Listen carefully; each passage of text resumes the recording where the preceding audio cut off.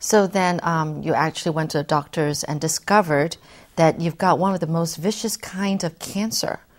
Can Yes. you, I can't say that terminology. I'm going to leave it up to you. What kind of Yes. melanoma or whatever, but Yes. the word before that, I don't know. What I was diagnosed with is metastatic melanoma. There you go. There you go. Okay. And what is that, briefly? It's melanoma, which is a form of skin cancer, which is the most aggressive kind of cancer cell that there is, or that's what they say anyway. And a lot of young males, white Caucasian males, do get skin cancer. When they discovered it, originally I had a small mole on the back of my the back of my neck, and it became irritable. It would itch, and I'd scratch it. It would bleed. It grew very quickly, and it was a nuisance. So I had the mole removed, and at the time I didn't know anything about melanoma or even the risks involved, and but the mole was taken for a pathology report and tested, and they said, "Oh, it's okay. It's non-malignant," and I thought that was the end of it. Oh, really? They first said it was non-malignant. Yes, and then by and by, 1.5 years later, I got a lump in my neck. It started growing from a very small little lump here, and it started growing a little bit bigger until it was about 3 centimeters big and sticking out a little bit. It became awkward to shave around and stuff.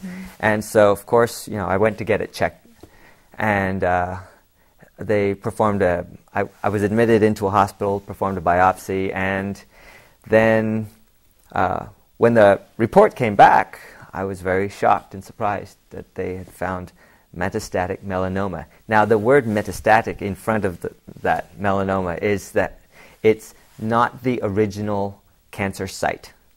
The cancer cells that they found were already spread.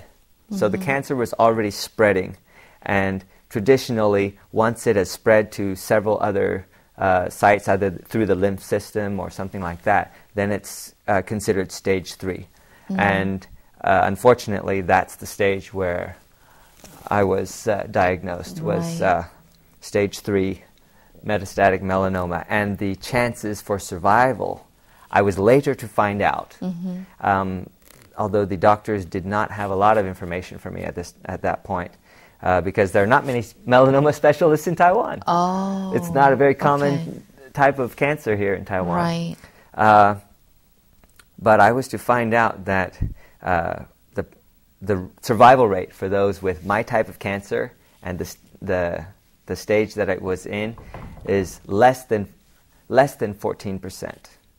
14% survive the first year. Oh, wow. So I was looking at. When I found that out, it was like a death sentence. Yeah. You've got a year left, if that. Right. Being a father of 4 kids. 4 kids. My youngest child was still a baby. Right. Just 6 months old or something. She was just 6 months old, and I can remember one of the times when I was in hospital for one of my surgeries. My little daughter also had a skin allergy that turned into an infection, and she was also admitted into a hospital. So my wife was taking care of her in another hospital while I was in another hospital nearby. It just seemed so much for one family to go through. It was a very, very difficult time. Right. I can definitely say that. Now, besides your faith, what kept you through all this? Because, I mean, discovering what you got was devastating, but then to go through something like 3 or 4 or even more surgeries, and then you were totally weakened with all this, and then, like you were saying, your wife had to take care of a child in another hospital, and you're kind of like out of support, because your closest partner is not even right by you. Yes. What kept you through besides your faith? I mean, really, I mean, having discovered it at stage 3, that literally meant, like you said, a death sentence. Yes, when you talk about the difficulties of having cancer, there's so much more involved than just being sick. You know, there's a whole mixture of difficulties that are all rolled up into the experience. For example, financial pressure, the weight of which is enough to crush any man.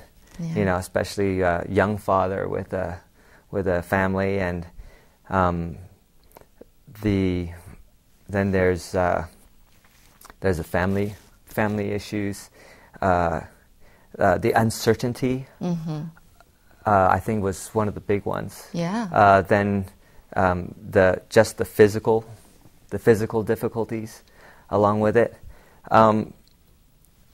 I think one of the things that definitely helped me was wanting to survive for my kids' sake. Okay. And wanting to be there for them as much as possible. But even that wasn't really enough to pull me out of the depression that I later began to experience, which was also a result of the treatments that I was taking. Right, right.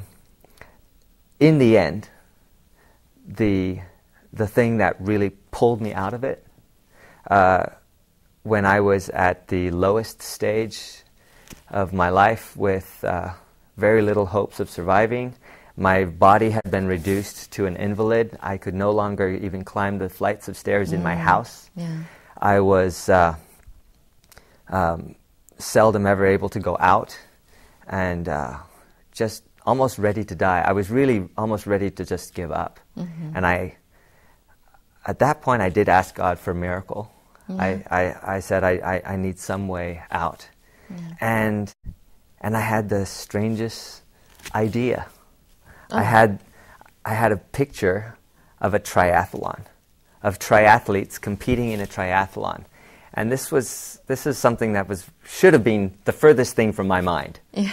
I'd seen them on TV maybe a long time ago, and I really didn't know the first thing about triathlons or anything. But all of a sudden, I had this desire that I should do that.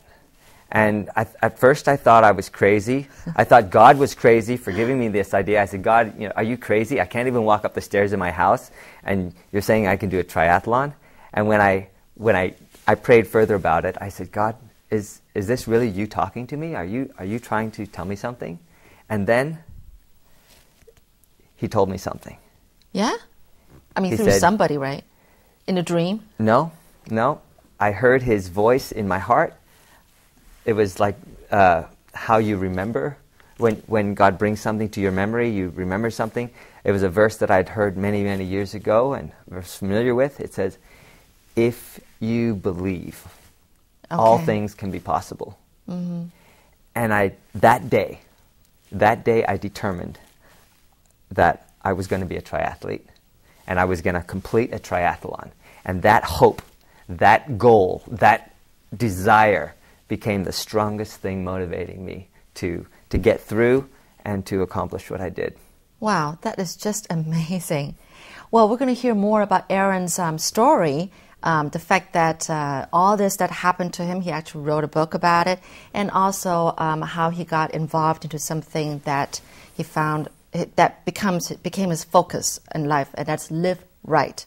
We're going to find out all about this, but first let's take a break.